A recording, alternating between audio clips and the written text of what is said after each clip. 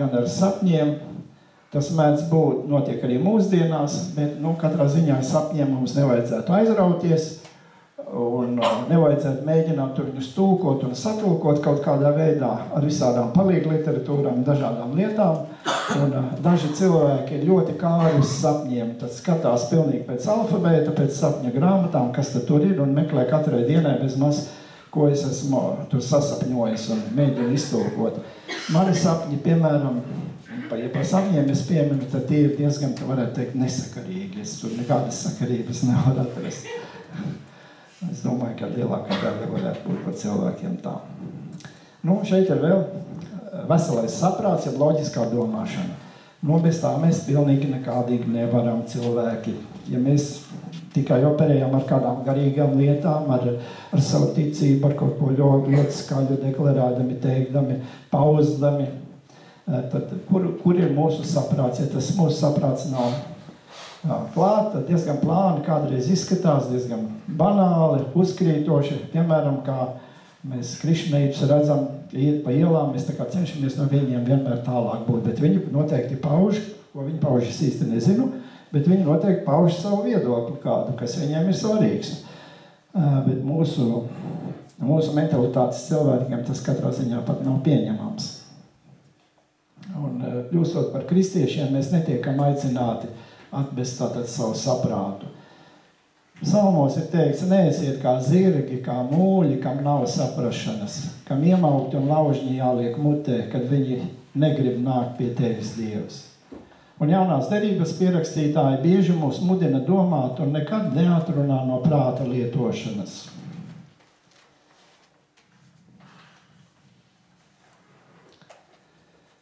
Mazliet vēl pie mūsu dzīves ikdienas. Loģiskā domāšana, tātad saprāts, ir viens no tiem faktoriem, kas jāņem vērā izvēloties dzīves biedru. Par dzīves biedru. Pirmkārt, vai mēs esam garīgi saderīgi, liekas, pieminēju to. Un šajā aspektā, vai mēs esam garīgi saderīgi. Visvairāk liekas, ka to mēs varam runāt alfas kursā, baznīcas sabiedrībā, citur būs grūtāk. Vienīgi, ja rodas stipras problēmas, tad ejam ārstēties kaut ko, tad meklējam kaut ko jau, tad vismaz vajadzētu saprast, ka meklējam psihoterapeitu, nevis meklējam Kārli Pēteri Jāni, kurš braukā pa Latviju, uz mūsu rēķinu labi varbūt iedzīvojas naudas izteiksmē. Un kristietis šajā garīgajā sadarības nozīmē kopā ar savu draugu, jau varbūt apstiprināto valsts, baznīcas apstiprināto dzīves draugu. Ja nav šī garīgās sadarības, tad vismaz kristīgais cilvēks, viņš tiek raustīts uz divām pusēm, viņš to nevar izturēt, viņam ir ārkārtīgi grūti. Labi, ka ir visu glābajošā baznīca, bet tomēr tas ir mokoši. Viņš vēlas kalpot gan savam partnerim, gan tam kungam. Tas nenozīmē, kā bija viens šeit pavisam cienītu viens otru dzīvi. Otrkārt, arī vēl kāds aspekts, vai mēs dzīves drauga varbūt izvēlē, varbūt tādā savu atziņu nostiprināšanā, vai mēs esam personīgi sadarīgi, arī ļoti svarīgi. Un tur parādās mūsu draudzība. Vai mums pamatā ir draudzīgas attiecības. Draudzīgas attiecības, kur mēs reti, kad pieminam. Kā man kādreiz ir aizrādīts, ka draudzes mācītājiem, kad man ir redz, piemēram, lauka ciematā, ejot ar kādu jaunākos gados sievieti, nekā es vienā nebūtu svarīgi kā tie gadi, tad cilvēkiem kādreiz liekas aizdomīgi. Kāpēc viņš tur iet? Tad iznāk tā, ka no manas aprites jaunākas sievietes vai meitenes, viņas tiek pilnīgi izslēgtas, un es kā draudzes mācītājs ar viņām tātad nebūšu kontaktā.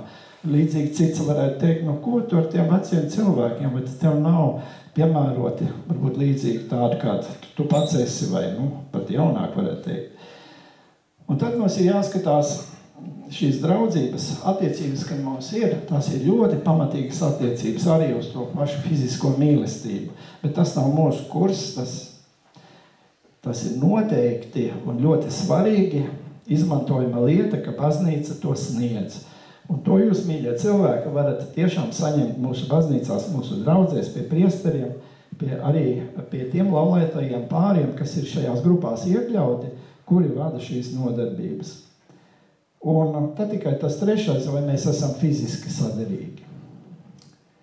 Tas moments, kad mēs savas dzīves varbūt tad vēlamies slēgt kopā un Dievu vārdā arī nodibināt šo laudību.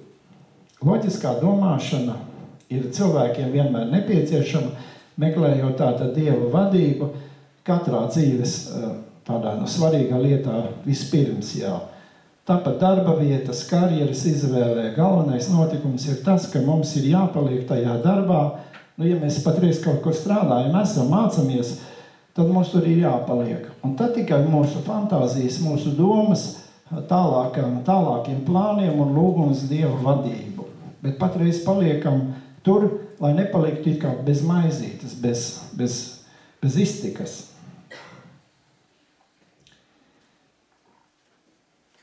Šeit ir arī svētajos rakstos teicis tāds ļoti labi priekš mums, lai to pārdomājam, ka nav nekādi joki, jo mēs esam dārgi atpirkti. Un apustulis saka, netopiet par cilvēku vergiem. Tas attiecībā tātad ar šo ģimenes kopdzīvi un arī uz citām lietām. Mēs esam dārgi atpirkti, tātad ar ko mēs atpirkti?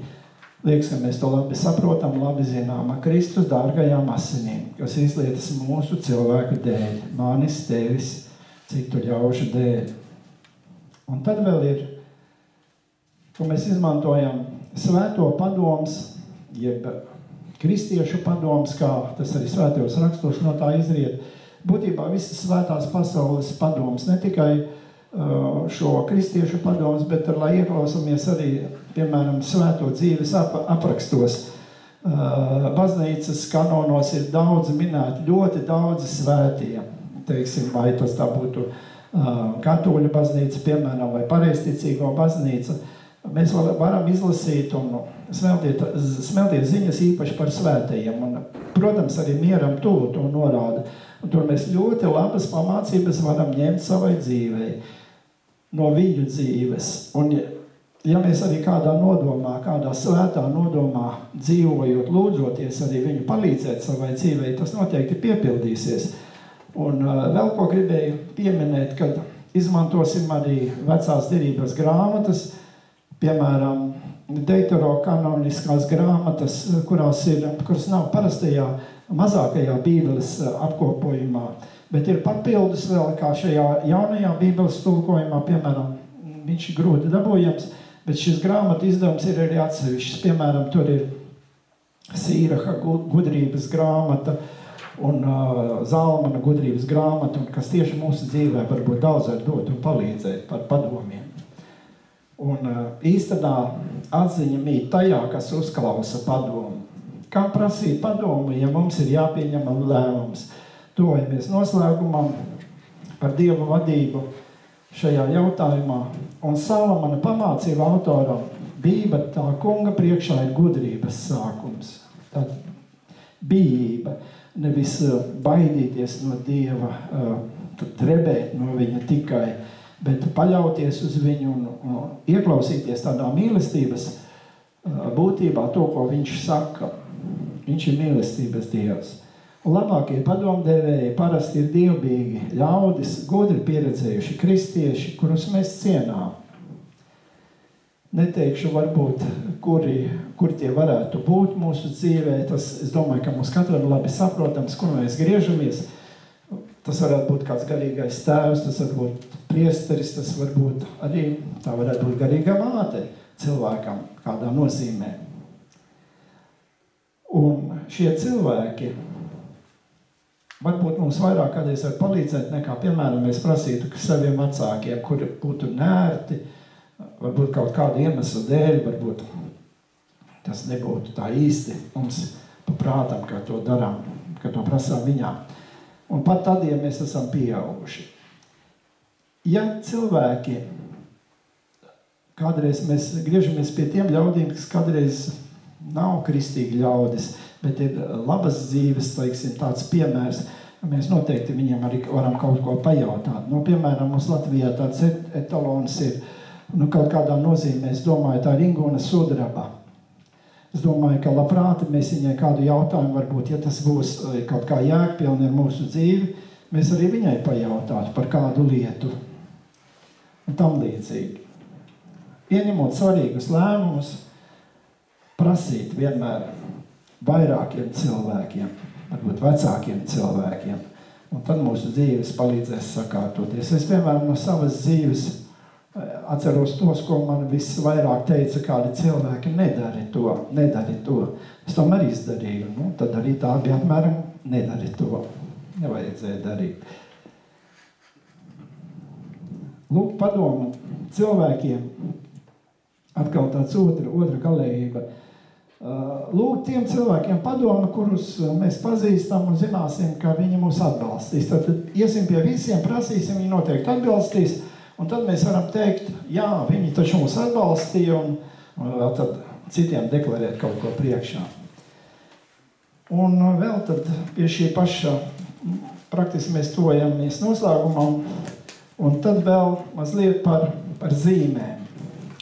Apstākļu zīmes, kādas tad ir apstākļu zīmes, ja tas apstākļos redzamais, kas ar mums notiek. Un es gribu no katehisma pateikt kādus vairākas tādas atziņas, tieši citējot katehismu, lielo katehismu.